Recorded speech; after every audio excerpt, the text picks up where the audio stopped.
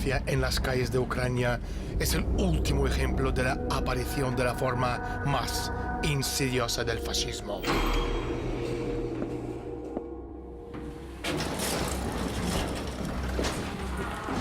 De forma descarada y en un intento de arrancar a Ucrania fuera de la esfera de influencia rusa,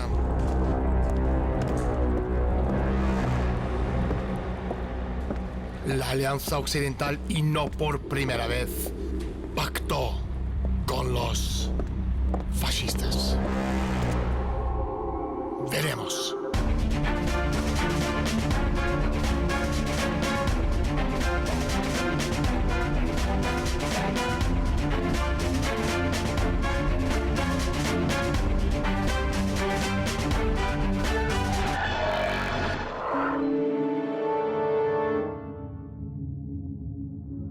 Hoy, Desde la Sombra, en noviembre del año 2013, Ucrania, después de unas negociaciones arduas y prolongadas de su entrada en Europa, en el último instante rehusó firmar el acuerdo de asociación con la Unión Europea y prefirió dar prioridad al avance de sus relaciones económicas con Rusia y con otros países importantes de Eurasia.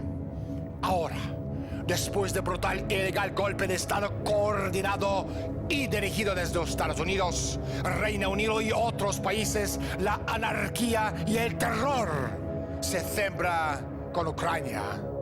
Y mientras el golpista Arseniy Yatsenyuk, el Yats, está recibido con honores de Estado por el imbécil del turno de la Casa Blanca, Ucrania se encuentra al borde del colapso como nación-estado y vándalos merodeadores con caravanas adornadas con cárteles nazis saquean, arrasan y violan a quienes son demasiado frágiles para escapar.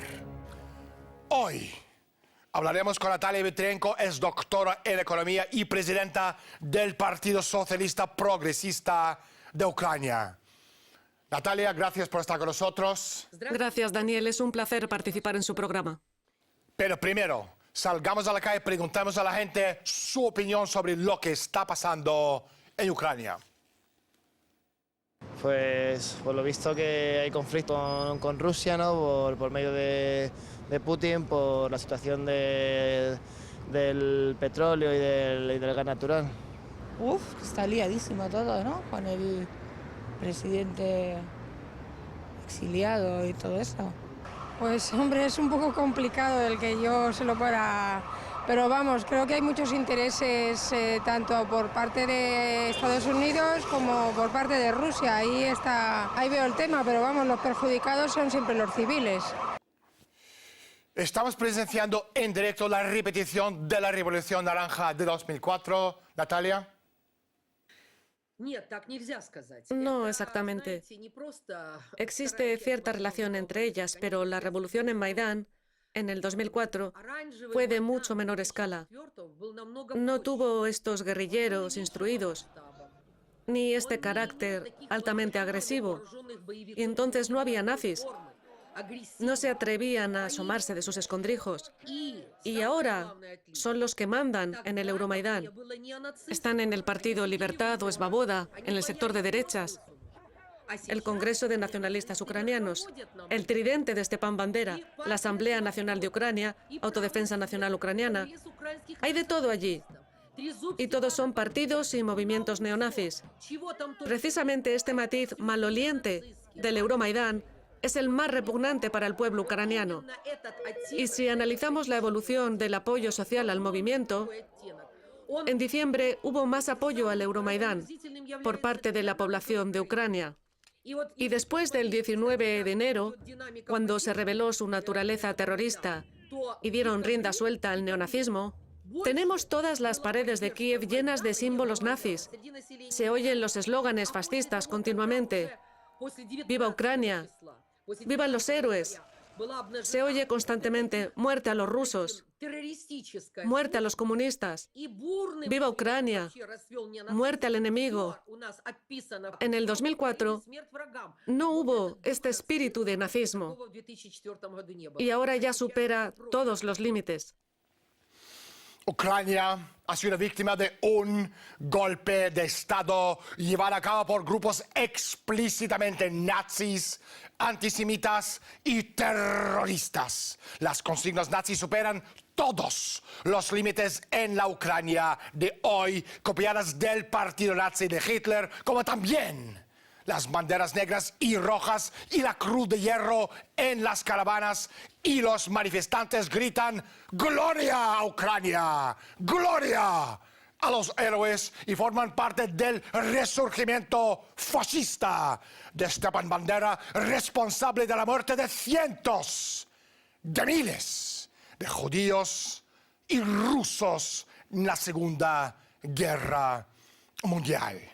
Este resurgimiento ha estado en marcha desde la Revolución Naranja del año 2004 a través de una campaña callejera apoyada desde el extranjero y en gran medida financiada por la Fundación Renacimiento Internacional de George Soros y otras más de 2.000 ONGs de Europa y América. Existen pruebas irrefutables de que, en notoria violación de cualquier principio de derecho internacional vigente, dicho golpe de Estado ha sido apoyado y dirigido por autoridades de la Unión Europea y del gobierno de Estados Unidos, como así lo demuestra la conversación sostenida entre la secretaria de Estado para Asuntos de Eurasia, Victoria Nuland, y el embajador de Estados Unidos en Ucrania días antes del golpe de Estado, sobre quién iba a ser nombrado como nuevo jefe de gobierno ucraniano, cuando en ese momento existía un presidente electo democráticamente. En efecto, el individuo nombrado por Nuland como su favorito, Arseniy Yatsenyuk, es el actual primer ministro ilegítimo. Entiendan que la Unión Europea y la administración Obama están apoyando un cambio de régimen neonazi en Ucrania. Si el esfuerzo tiene éxito, las consecuencias se extenderán muchísimo más allá de las fronteras de Ucrania y los estados vecinos. Para Rusia, un golpe de Estado constituiría un casus belli, viniendo como viene del contexto de la expansión de misiles de defensa de la OTAN en Europa Central y la evolución de una doctrina de Estados Unidos-OTAN de ataque global inmediato, que supone que Estados Unidos puede lanzar un primer ataque preventivo contra Rusia y China y sobrevivir a la represalia. George Gysi, líder del partido alemán de Linken, decía lo siguiente: se formó un nuevo gobierno inmediatamente reconocido por el presidente Obama, por la Unión Europea y el gobierno alemán. Señora Merkel, viceprimer ministro, ministro de Defensa, ministro de Agricultura, ministro de Medio Ambiente, fiscal general, son fascistas. ¿Por qué los países occidentales liderados por la Comunidad Europea y la administración Obama apoyan un golpe de Estado en Ucrania? Natalia. Es asombroso que no se vea el carácter amenazante de este Euromaidán. Es una paradoja. En primer lugar, ¿cómo pueden haber llamado pacífica a esa protesta? ¿Acaso no saben la diferencia entre las acciones de protesta pacíficas y otras, en las que los guerrilleros armados, especialmente preparados y adiestrados, salen a las calles con bates de béisbol, barras de hierro, cadenas con bombas Molotov, arrancan adoquines de las aceras y tiran piedras a los policías? ¿Acaso los europeos y los estadounidenses no lo saben? Lo saben. Y nunca han permitido en sus países que nadie exprese su protesta de esta forma. Se puede llevar a cabo una manifestación pacífica, aunque cuente con 100.000 personas con pancartas. Hay que garantizar a la gente el derecho a manifestarse. Esto sí que es una norma de la democracia. Pero lo que ha ocurrido en Kiev es otra cosa.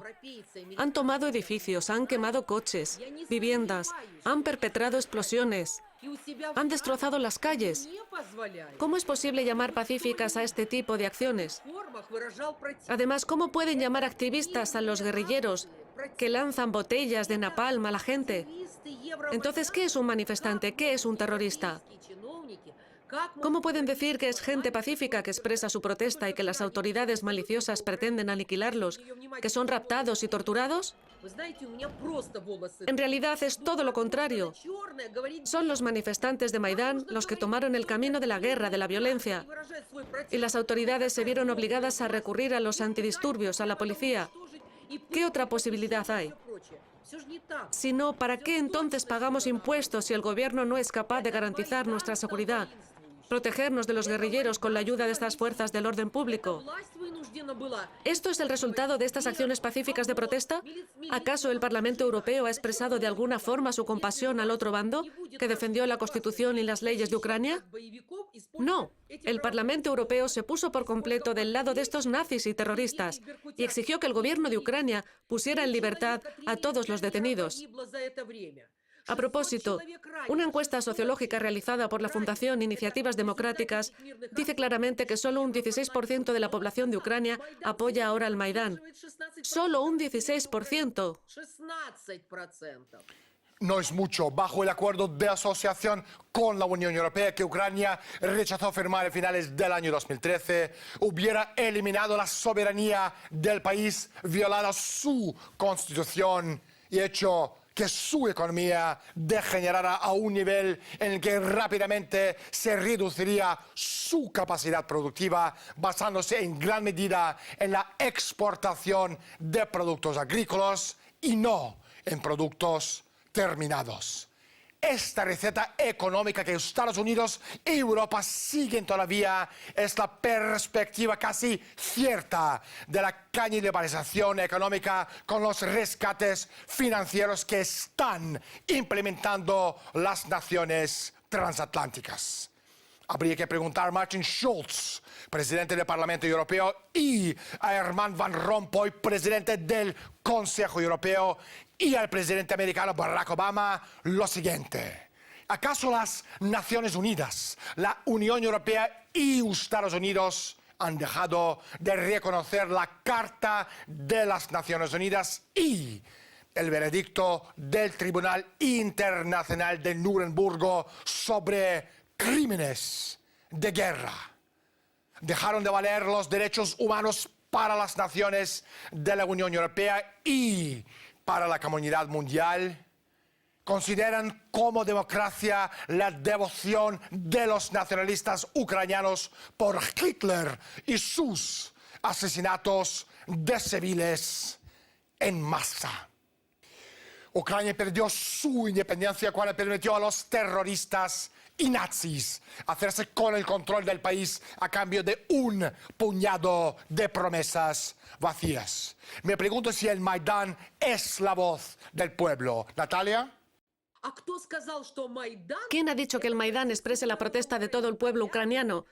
La encuesta de la Fundación Iniciativas Democráticas muestra con claridad que el 55% de los manifestantes del Maidán son ucranianos, occidentales. El 55%. Es verdad, allá la gente es distinta. Son de otra confesión religiosa, obedecen al Papa de Roma, son uniatas y obedecen al Vaticano. Muchos de ellos son rusófobos. Que les juzgue Dios. Así se formó la historia de Ucrania y actualmente es nuestra desgracia.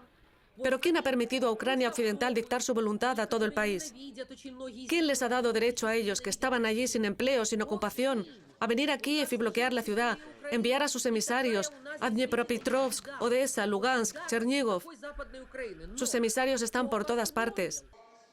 Esto se podría llamar exportación de la contrarrevolución. Y por supuesto, no podemos aceptarlo de ningún modo. Y digan lo que digan, Obama y su círculo cercano, Merkel y otros líderes de países europeos, será mejor que se ocupen de sus propios problemas. Natalia, un momento, por favor. Ahora salgamos a la calle, preguntamos a la gente su opinión, si el pueblo ucraniano apoya a Rusia o a Occidente y en qué medida. Pues en este momento desconozco el porcentaje que pueda haber. Yo creo que hay más que apoyan a Occidente que a Rusia. Me pregunto cómo se financia un golpe de Estado como estamos viviendo hoy día en Ucrania. Natalia. Es algo que se sabe ya en Ucrania. Esta información ya ha aparecido en muchas fuentes informativas. En primer lugar, el dinero fluía a través de la Embajada de Estados Unidos. Se habla de $20.000 semanales que recibían tanto el partido Batkivshina como Svoboda y otros. Cuando se hizo un registro en la sede del partido Batkivshina, en diciembre del 2013, se confiscaron $17 millones en efectivo, dinero que había llegado por correo diplomático de la Embajada de Estados Unidos. Otro hecho importante es que un flanco aún más radical del Maidán, que se hizo llamar SS o Spilna Sprava, fueron los primeros en asaltar el Ministerio de Agricultura, el Ministerio de Energía y el de Justicia. El flanco de asalto estaba encabezado por un tal Danylyuk.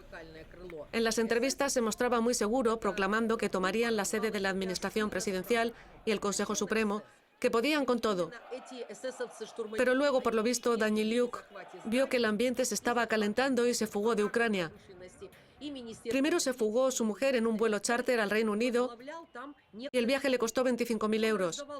Resultó que ambos tenían pasaportes del Reino Unido y los estadounidenses les habían pagado $200.000. Eso se supo por un mensaje de texto que luego se hizo público y en el que se decía que un empleado de la Embajada de Estados Unidos le había entregado ese dinero. Natalia, un momento, por favor. Una de las consignas prominentes del partido Svoboda era Ucrania para los ucranianos. ¿Qué quiere decir este lema? Es un auténtico lema nazi. Es lo mismo que en el caso de Alemania para los alemanes. Esa ideología misántropa del nazismo, nacionalismo integral, fascismo, fue condenada por el Tribunal Militar de Nuremberg. Y es lo que lleva ya 20 años floreciendo en Ucrania. Desde el derrumbe de la URSS, todos esos movimientos empezaron a manifestarse. Los empezó a financiar Occidente y comenzaron a desarrollarse, sobre todo durante el gobierno de Yushchenko. Pero ahora están en las calles con ese horrible lema de Ucrania para los ucranianos. Entonces, ¿en Ucrania no hay lugar para otros? ¿Ni para rusos, ni para moldavos, ni para judíos, ni para polacos, para nadie? En Maidán hay una pancarta que dice: nuestro poder tiene que ser aterrador para el enemigo.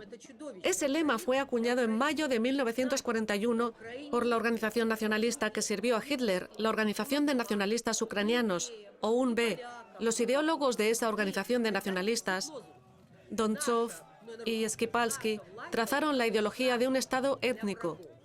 Consideraban como enemigos a todos quienes no fueran ucranianos, a las minorías nacionales e incluso a los ucranianos étnicos que no eran leales al poder. Quieren que Ucrania sea únicamente para los ucranianos puros étnicamente. Es racismo, es nazismo. Y no sé cómo los europeos no se dan cuenta de eso.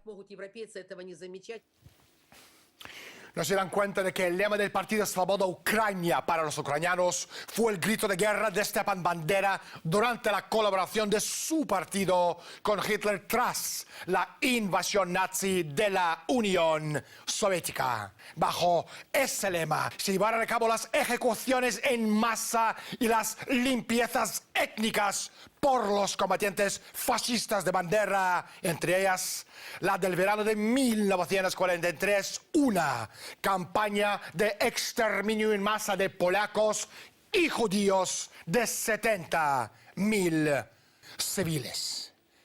Ahora salgamos a la calle y preguntemos a la gente su opinión si las protestas en Ucrania son espontáneas o fruto de manipulación de alguien por detrás.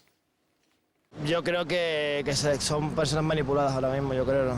Supongo que habrá de todo, pero sí hay gente por detrás que manipula. Bueno, en todo siempre hay manipulaciones, pero realmente en este caso yo creo que la gente, si va ahí y muere ahí, yo creo que hay mucho de sentimiento y muy respetable por parte de los ucranianos, ¿eh? Cambiemos del tema. Tengo una pregunta hipotética. Natalia, si tú fueras presidenta, ¿qué harías en Ucrania? Yo actuaría en total conformidad con las normas del derecho internacional. Según se ha escrito muchas veces en las resoluciones de la ONU, en las de la Conferencia de Durban y otros documentos, el derecho internacional exige la prohibición de todos los partidos y movimientos neonazis. Por eso, en un futuro, cuando tengamos un presidente legítimo, el presidente de Ucrania debe cancelar el decreto neonazi del expresidente Yushchenko, número 75/2010, en el que reconoce a todos estos neonazis, a todos estos lacayos de Hitler, como luchadores por la independencia de Ucrania. Esta es la idea principal del decreto. Por eso lo primero que yo haría sería cancelar este decreto del 2010 y, por supuesto, expedir el decreto sobre la prohibición en Ucrania de todos los partidos y movimientos neonazis. Y el Parlamento tendría que aprobar las leyes correspondientes. Si esto no se hace, todas las elecciones, tanto al Parlamento como a las instituciones de la administración local, no tienen ningún sentido, porque los nazis actuarán descaradamente, amedrentarán a la gente y la engañarán, respaldados por todo este dinero de Estados Unidos y de Gran Bretaña. Harán todo para conseguir el poder. No podemos permitirlo, y este es el deber sagrado del presidente. El deber sagrado del presidente. ¿Cuáles son las consecuencias de lo que estamos viendo en Ucrania? Las consecuencias pueden ser de lo más trágicas. En primer lugar, porque Ucrania es el vecino más próximo de Rusia. Su frontera es la más extendida de todos los países que colindan con Rusia. Y si nos imaginamos lo peor, que el golpe neonazi termine con éxito, indudablemente arrastrarán a Ucrania dentro de la OTAN, y en su territorio se desplegarán las bases de la defensa antimisil estadounidense apuntando a Rusia. Además, el neonazismo nunca se ha quedado dentro de un territorio cerrado. La expansión del nazismo será tan intensiva que ahogará a Bielorrusia. Es algo monstruoso. No podemos permitirlo.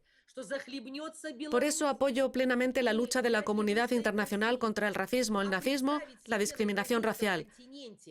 ¿Qué es lo que tiene que hacer hoy la comunidad internacional? Imponer sanciones a los nazis en Ucrania, exigir a las autoridades de Ucrania, prohibir esos partidos y movimientos, prohibir la propaganda del neonazismo.